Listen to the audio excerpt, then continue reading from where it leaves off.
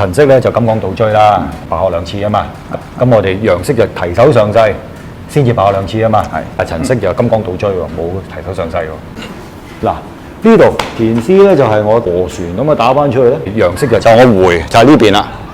提手就把着風，跟住嗱白鶴兩次，提轉坐。提手上勢就係將個白鶴兩次就咁嚟嘅。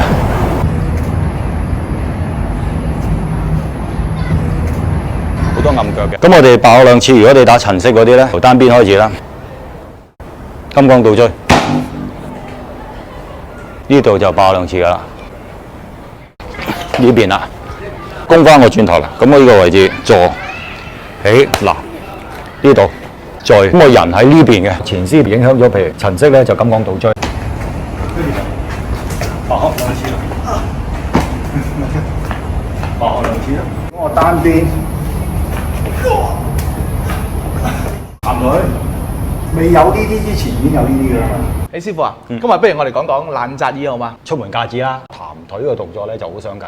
我哋一穿一打呢個動作。咁啊，除此之外咧，咁我哋打陳式太極技巧新書就有一個紮衣嘅動作，因為攬着尾咧都係嚟自冷紮衣。咁另外其實我哋太祖長拳咧就108式，左青龍右白虎，我睇頭。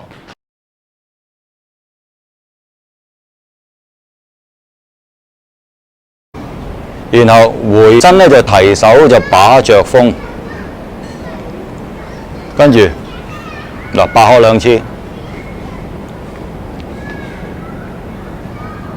提轉坐，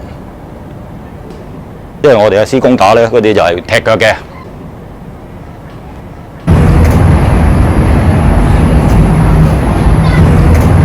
好多暗腳嘅。咁我哋白鶴兩次，如果你打陳式嗰啲咧，由單邊開始啦，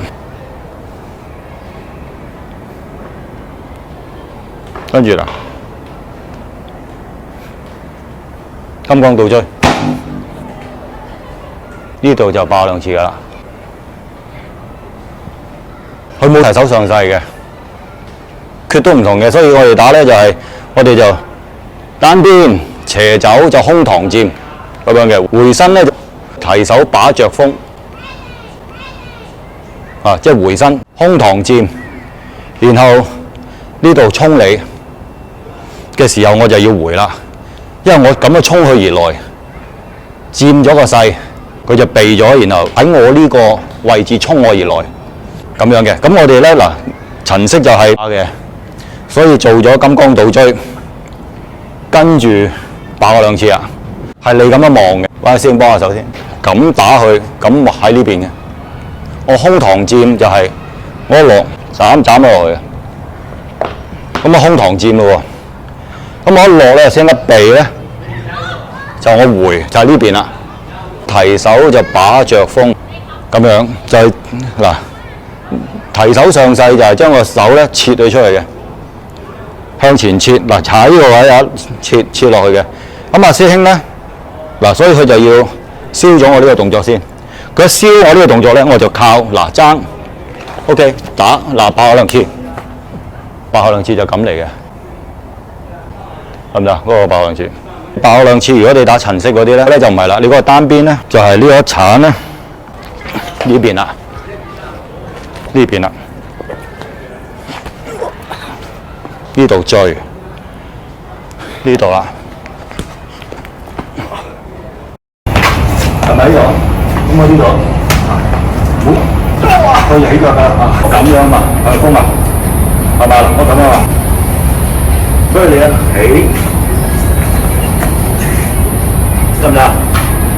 攻翻個轉頭啦，咁我呢個位置坐起嗱，呢度再，咁我人喺呢邊嘅，咁打，咁打，個分別喺呢度啫。海底撈魚就兩次變啊！挑打軟勒就不容情，即係你好似喺海底撈一撈咁樣嘅，呢度啊小心，跟住我哋所謂縱從橫中取，咩叫縱咧？橫中取咧就係、當對方嘅力出橫嘅時候，你有機會中。手把着風啊嘛，提手上勢。嗱，記住唔係手揮琵琶，提手上勢就切出去嘅，踩住佢嗱會斷腳㗎，十字韌帶會斷嘅，所以唔好亂嚟啊！呢個要小心嘅呢個啊，你都要小心啊，係啦。咁所以咧嗱，你放佢就一褪啦嗱，呢個位挨手揮琵琶就提手上勢，手揮琵琶就唔同喎，兩個定式一樣嘅喎，唔係左右之分喎，而係呢個叫抓低錘喎。所以你係翻嚟，我哋叫右抱琵琶半遮面，即係琵琶手，琵琶手猛虎出閘。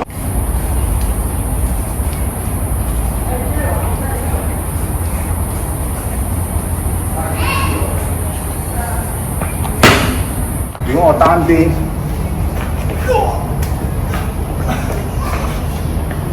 行佢，知唔知啊？一樣啫嘛，未有呢啲之前已經有呢啲㗎啦嘛，係咪啊？呢啲技術單邊啊，你一走，你腳落，拉邊落，係嘛？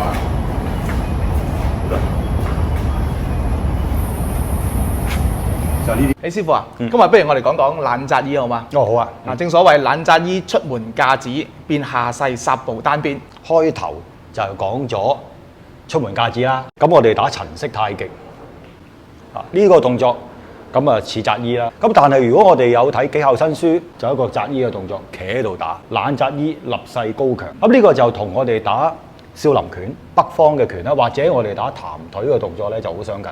我哋一穿一打呢個動作。咁啊除此之外咧，有一啲太極拳啦，咁亦都叫懶紮衣嘅喎。譬如我哋武式太極拳嘅懶紮衣，或者我哋孫式太極拳嘅懶紮衣。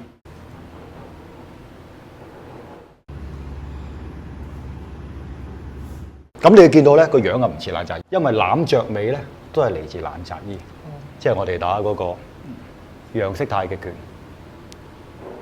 嗰個攬着尾。唔識太極拳嘅，咁呢個就係轉下勢，一霎就落啦，個步一霎一墜落去，咁就對住你。咁其實殺步佢個殺咧，可以再點理解咧？咁另外其實我哋太祖長拳咧就108勢，我示範下俾你睇，好嘛？呢個開呢個懶紮衣，當我隻手攞，好啦，跟住一截落。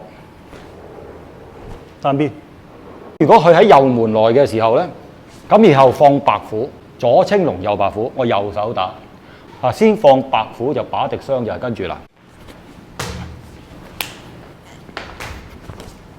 睇頭。